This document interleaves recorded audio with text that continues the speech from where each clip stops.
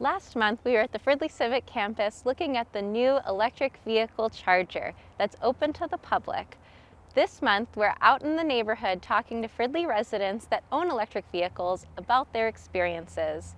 I'm joined today with Justin and Jesse Fole, who own two electric vehicles and have owned them for about a year now.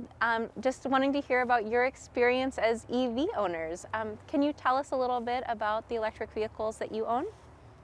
Yeah, well, we've got two. We've got the van, it's a Chrysler Pacifica, and Chevy Bolt, which is a little hatchback.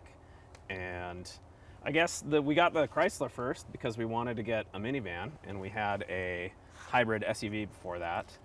And we really wanted to get a plug-in vehicle. We actually went to a dinner at Springbrook presented by his name's Jan. He's in like the EV community, and his big takeaway was if you're gonna buy a hybrid, make sure it is a plug-in hybrid. Can you tell me a little bit more about what a plug-in hybrid is? Yeah, so it's like a regular hybrid, and it's got like the electric motor and a gas motor, but the battery is much bigger. So what you can do is plug it in at night, and then when you first drive the car, you'll get X amount of miles range on all electric. So the van will go about 30 miles all electric before it goes back into like a regular hybrid mode that's similar to other hybrids on the road. So it's a little bit of the best of both worlds then. Yeah, very much so. I think it's if somebody's thinking about doing an electric vehicle and they're not quite sure if they want to go full into all electric, it's a great first step to take. You get used to like plugging it in, and then you get to kind of reap that reward by being able to drive around town and do your errands on all electric without having to use the gas. To be honest, we haven't filled the gas tank. It's now November. We haven't filled it up since July. Oh, wow. Which is amazing.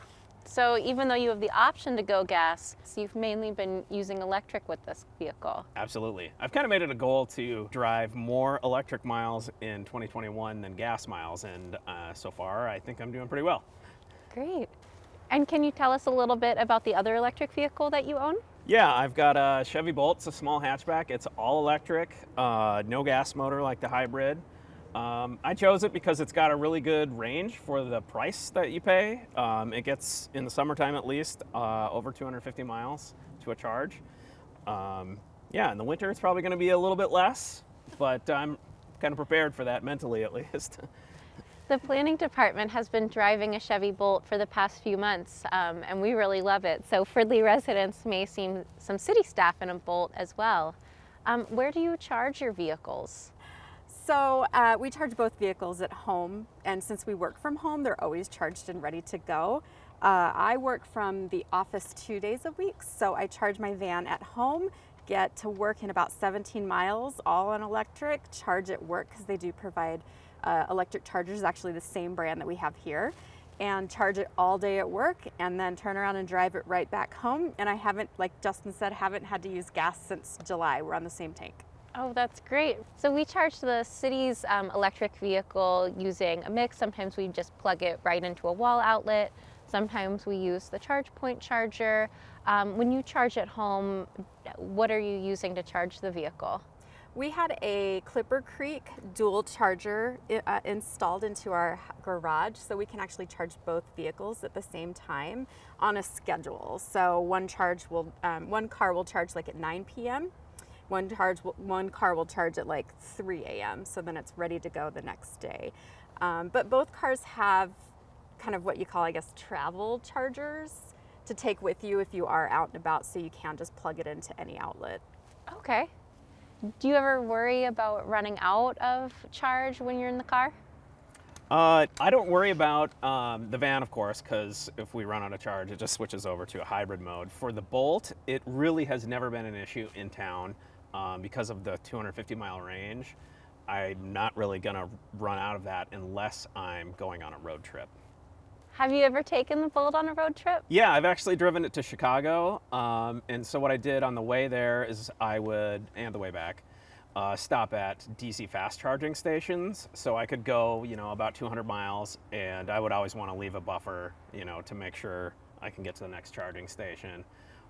Do a fast charge. It usually is between, for that particular car, at least probably a half hour of charging.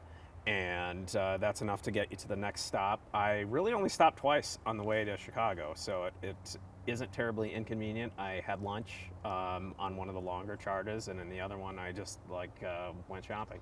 How do you know where to charge your car? I use an app on my smartphone called PlugShare. They also have a website that has an excellent trip planning tool, and you can tell it how much range your electric car has, and it'll tell you what stops are in range to stop and quote unquote fill up. And it was really easy to plan my trip so I know exactly where I'm going to stop and when on the way there and on the way back. Do you have any concerns about driving in winter?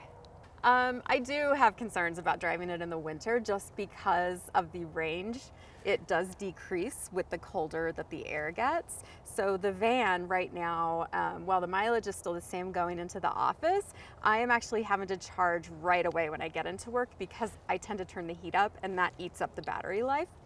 But the good thing about it is that the vehicles heat up a whole heck of a lot faster than a regular gasoline vehicle. I can add on the Bolt. The Bolt is fun because it's got a few little extras so you don't have to run the heat, meaning the steering wheel will heat up right away and your seat will always start on hot when you first turn the car on. So it's kind of like an automatic ooh, you're in and it's warm without the air, it's trying to teach you to warm up in other ways so you're not using up all that energy right off the bat, whereas the van isn't smart enough to do that yet. Perhaps the new models are, but not mine. I've noticed that too, that we're charging a little bit more often, but it's so easy to charge with just being able to plug in right where you park that, it still works out okay and we get where we need to go. Have you noticed any differences with maintenance of an electric vehicle as compared to a traditional gas car? I haven't actually. Honestly, the only thing that we've done for maintenance is an oil change on the van about sadly a year ago because I don't drive very many miles, and car washes. That's all the maintenance we've done on the vehicles so far. How about any oil changes on the Bolt? No, since it doesn't have an internal combustion engine, there really is no oil to speak of, but it does have a fairly extensive cooling system to cool and actually warm up the batteries and all the electrical components. So I think it's probably once every 5 years they ask you to do a coolant flush to make sure things are running smoothly. Is there anything that surprised you about owning an electric vehicle or anything else that is important to know? I don't really think about range. I think a lot of people think about that at time of purchase, but really driving it around town for everyday stuff, range really doesn't play a factor. It's really only for road trips. So it's so convenient to just plug it in at home, take it wherever you need to go, and then plug it in again when you need more range. Well, thanks so much for all of the great information. For more info on electric vehicles, visit driveelectricmn.org and stop by the Fridley Civic campus to charge up.